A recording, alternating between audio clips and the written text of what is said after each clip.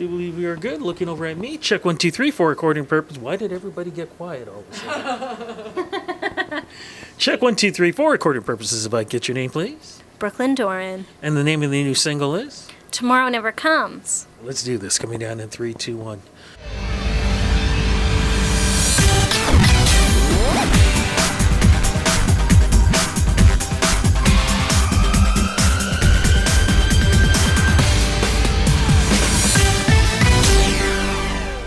Brooklyn, thank you so much for doing this interview with me, especially because you've got a special performance. Where are we right now? I know we're in Toronto. I know they make great coffee wherever we are and great hot chocolate because I had some earlier on this cold day. Where are we right now? We are at First and Last Coffee Shop. It's at DuPont and Spadina, and my friend Sharon owns it. Well, tell Sharon I said thank you so much for, like I said, for the hot chocolate. It was perfect for today, but you're doing something here tonight that is also perfect. It's not just about new music, but also a celebration on life. It is. So we've partnered with the 519, which is a charity based in Toronto.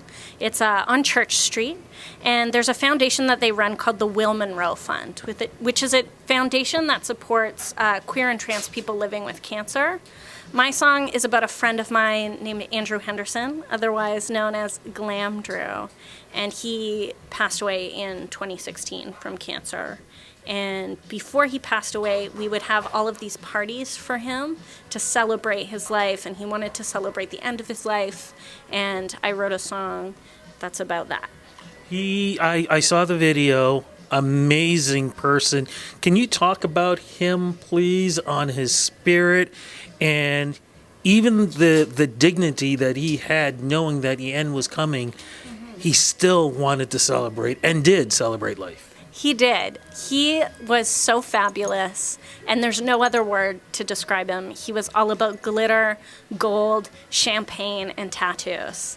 And one of his final projects that he did was a project called Take It to the Grave, which he would have people whisper their deepest, darkest secrets to him, and then he would tattoo a symbol for each of those secrets on his body.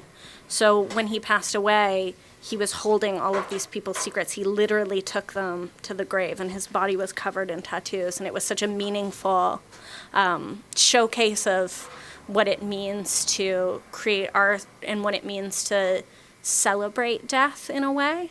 If that makes sense. Actually, could somebody there's a picture of him. If somebody can bring that over. Oh, look at that's Sharon. Hi, Sharon. Thank you for the hot chocolate, by the way.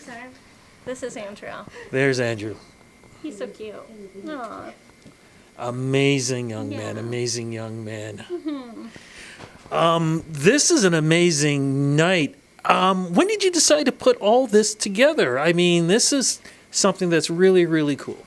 I think something that was really important to me with this song was to really celebrate the community that Andrew is a part of, and all of the friendships that he had and all of the people that he brought together in his life. So I wanted to really make the song and the video about that. And then also in partnering with the 519, I think that that's really important because the song is not about me. The song is about my friendship with Andrew, and I wanted to do everything in my power to sort of keep his memory and legacy alive. And the Will Monroe Fund actually funded his treatment for the last year of his life. So it's really important that we always donate back to that foundation. Incredible. And as I said earlier, there is a video of him talking about his life, and people will be able to see it on my website, Rudy Blair Entertainment Media, because it will be posted too. But let's talk a little bit too, leading up to all this, your career and the love of music. Where did that all begin? Ah, man, since the dawn of time. No, I'm just joking. I don't know. I've always been really into music. I picked up the saxophone in grade 6. I was like a little Lisa Simpson. You were woodwind, because I was brass. I was trumpet and baritone. Yeah, I was woodwind. I was alto sax all throughout. So I'm bringing that to my live performance tonight, and I've put that on this record that we're going to be putting out this year. And I'm really excited about that.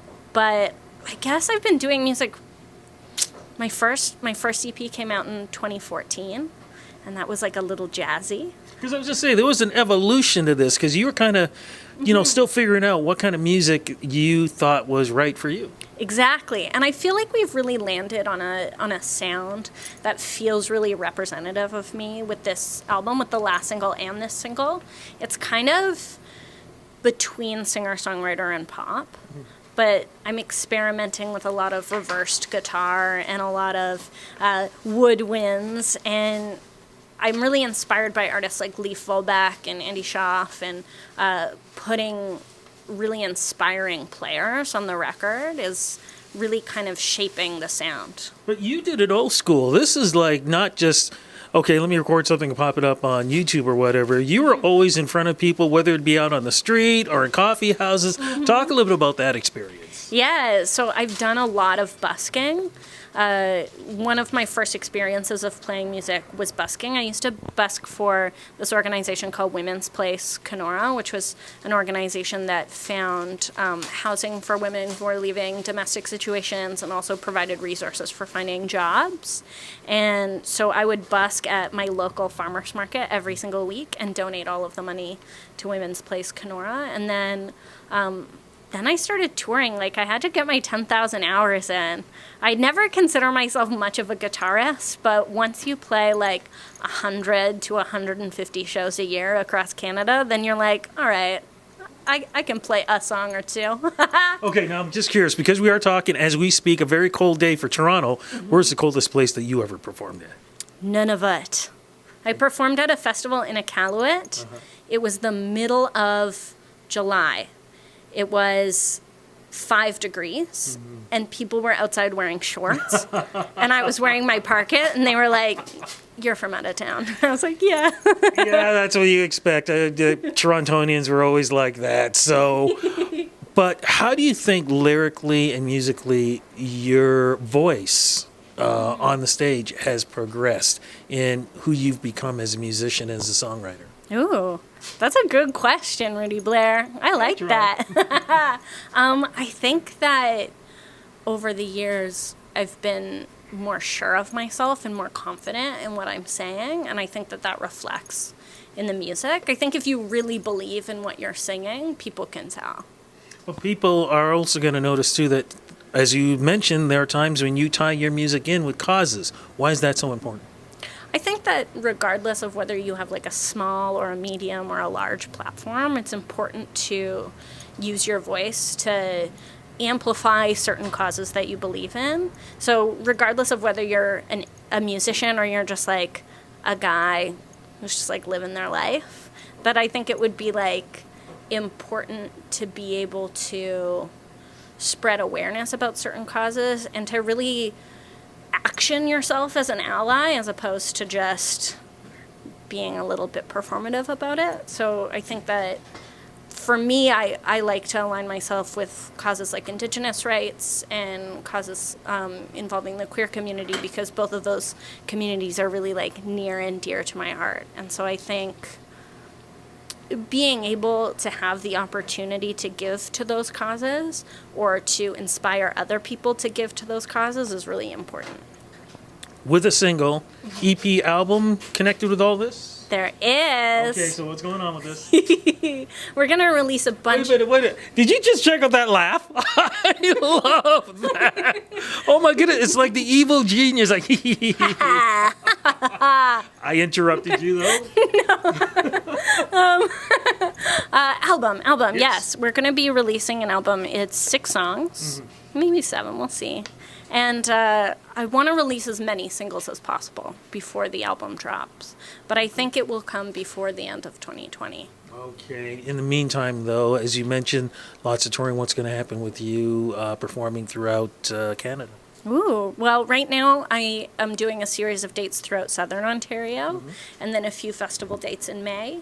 The summer, I'm not sure what it brings. Right now I'm working on a few West Coast dates, but other than that, I'm open. So, book me. Okay. Now, for tonight's celebration, if people want to donate or give back, how can they do that? Awesome. Well, they can visit my Facebook page, my Instagram page, or my Twitter. I have all of the information about how you can donate to the 519, or you can visit the 519's website and donate directly to the Will Monroe Fund.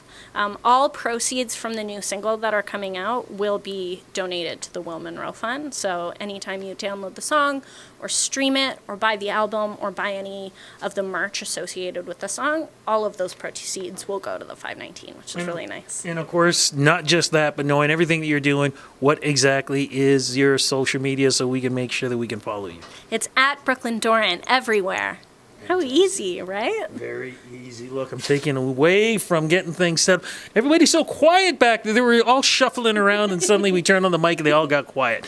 So I want the noise to start up again. I want the music kicking in. We got to bring these people in here because this is about celebration of life and great music. Yeah. Thank you so much for doing this interview with me, and let's talk again when the album comes out. Yes, absolutely. Let's do it.